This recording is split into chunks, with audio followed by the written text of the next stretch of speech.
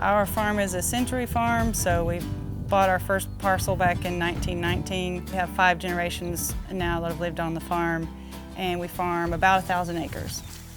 When we were looking at how to increase our capacity and also how to build a little bit more resilience into our beef program, we started looking at silvopasture. I just wanted to figure out how to get trees to grow successfully out in the field. Now that we have successfully figured out a growing program, our 2 next goals, kind of the step up after shade, is can we get some additional income from timber or non-timber products?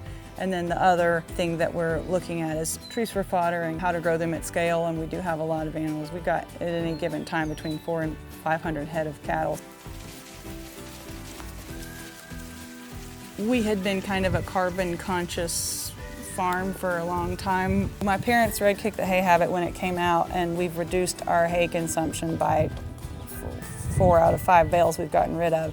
We don't produce very much of our own hay anymore, so because we're not cutting hay, we're able to grow trees and pastures. That's really the big thing. Starting to buy what hay we needed and decrease our hay needs overall was really the game changer that allowed us to start growing trees and pasture, which was something that we had wanted to do for a long time.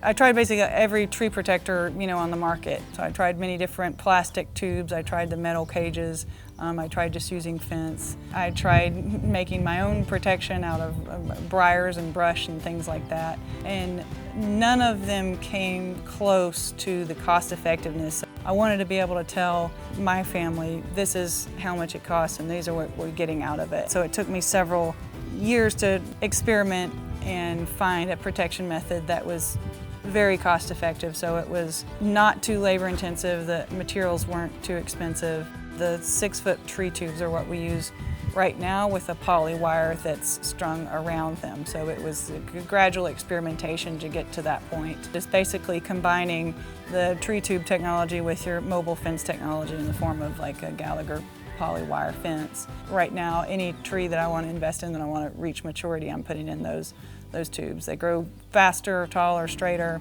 and they don't die. For us, mostly our animals are just less stressed when they're in the shade. In terms of increasing our carrying capacity and improving our soils and our growing capacity to the highest that we can, in order to implement our grazing plans, we really need to have distributed shade. Right now we're still experimenting with some of the other benefits that we might gain from trees. We know that our cattle love to eat trees.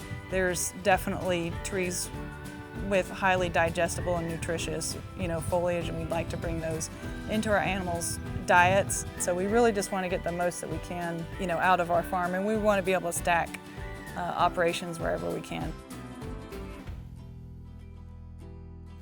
We really have to treat the trees like a piece of growing infrastructure. So for me, what that means is I have kind of an assembly line of when I do planting.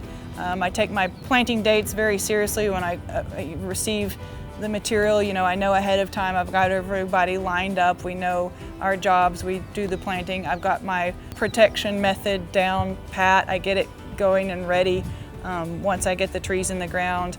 And I try to make all that as efficient as possible, because here we get too much rain for NRCS to pay for irrigation, so there's no irrigation. I just can't water all those trees out there in the field, so I've got to just accept that if I have a really dry year, I'm going to lose trees, and if I have a normal year, I won't lose trees, but I've dialed in my kind of cost effectiveness to a place that I'm comfortable with it, because most of our trees on most years are doing really well.